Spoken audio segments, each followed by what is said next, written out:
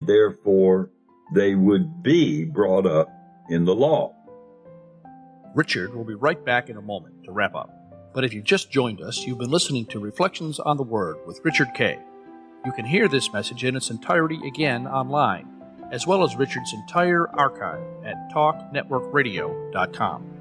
We would like to acknowledge our theme song, How Great Is Thy Faithfulness, from the America's 25 Favorite Hymns album. Unless otherwise expressed, scriptures are read from the Holman Christian Standard Bible, which is published by Holman Bible Publishers in Nashville, Tennessee. Additional resources used for Reflections on the Word with Richard Kay include Great Is Thy Faithfulness by Our Daily Bread and printed by Discovery House Publishers.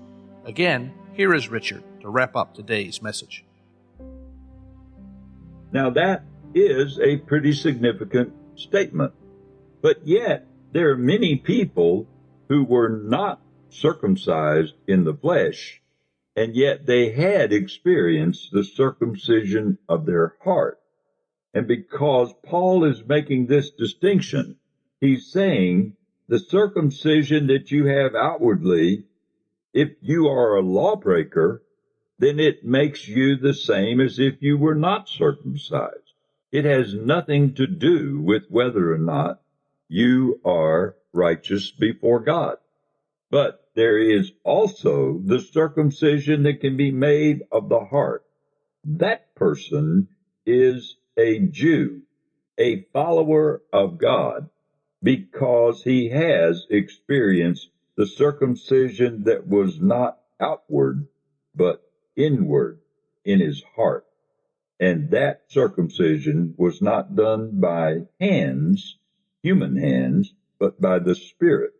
And it was not done through the letter of the law. It was done through grace of God.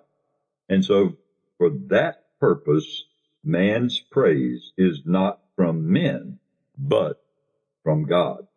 And that is the close of the second chapter of the book of Romans. We have looked at the facets of comparing those who were brought up under the law and those who were not exposed to the outward law. They were not those that had the outward sign of being Jewish in the circumcision of the flesh. They were those who were inwardly circumcised in the heart, and that actually brings praise to God. And that is today's reflection on the Word. Thank you, Richard. Join us again tomorrow when we continue with the next edition of Reflections on the Word with Richard Kay. For Richard and the entire team, this is Chuck Christie saying thanks for listening to this edition of Reflections on the Word.